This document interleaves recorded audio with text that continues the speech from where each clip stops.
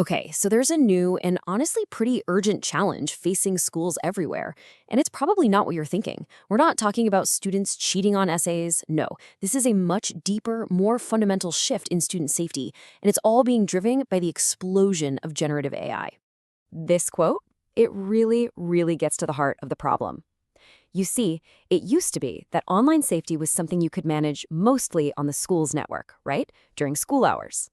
But today, well, that boundary has completely dissolved. It's gone.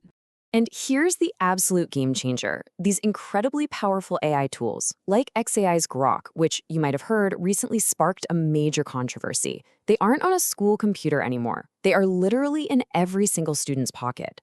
And this isn't just a high school thing. Because the school firewall and the final bell can't contain the risk, it's a whole new ballgame for safety across every single age group. Now, to really get a handle on this, we have to look past the tech for a second and asking much more basic question about, well, about human behavior.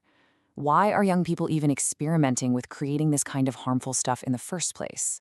And that leads us to this really fascinating idea called ascribed maturity. See, it's not always about kids trying to be malicious. A lot of the time, it's actually a clumsy, misguided attempt to look cool or seem more grown up to their friends.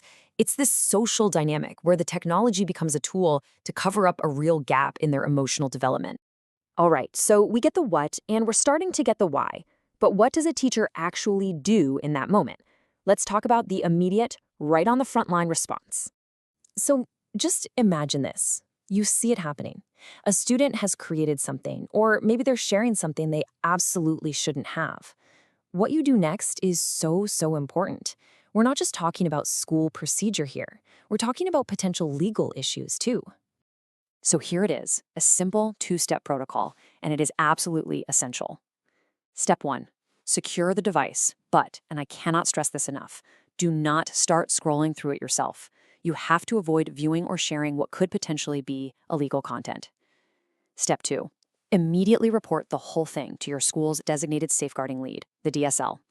That's the person who is trained for exactly these situations. They'll take it from there. Now, one teacher's response is like first aid, it's not the cure. To really fix this, the entire school's approach has to evolve. We're talking about a systemic shift in policy. The old way of thinking was pretty straightforward, right? Just block the bad app on the school Wi-Fi. But that's totally useless now because a student can just switch over to their phone's data plan. The new approach, the one that has to be in your acceptable use policy, has to focus on intent. It's about defining the malicious creation of this content as the real problem, no matter what tool or network they use to do it. And this quote, wow, it raises a really key question for all of us in education.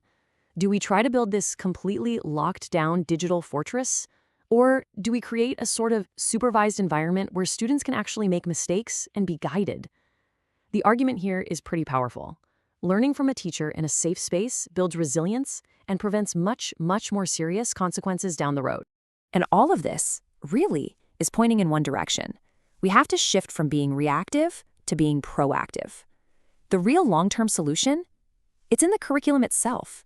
It's about building something called digital resilience. So what is digital resilience? Well, it isn't just about knowing the rules. It's about empowering students to make the right choice when nobody is looking over their shoulder. It's about giving them the confidence to speak up when they see something wrong, turning them from just passive bystanders into active, responsible digital citizens. So how do we build it? Well, the curriculum has to hit these themes head on. We have to teach that just because technology gives you the power to create something, that does not give you the right to. We need to connect the dots, linking digital consent for images directly to the lessons we teach about physical consent and boundaries. And of course, this has to tackle misogyny and bullying behaviors across all genders, while also building up those critical thinking skills so kids can start to question what's real and what isn't. When you boil it all down, this whole challenge comes down to one single strategic shift. We have to stop playing whack-a-mole, chasing and blocking the latest app. We have to start focusing on the underlying attitudes and behaviors that lead to the misuse in the first place. Because the technology will always change, but the principles of respect and consent, those are timeless. And that leaves all of us with a pretty huge question to chew on, doesn't it? This isn't just a job for schools, it's for everyone. How do we, as a community, embed these core values so deeply that they become the automatic, the absolute default settings for the next generation's entire digital life?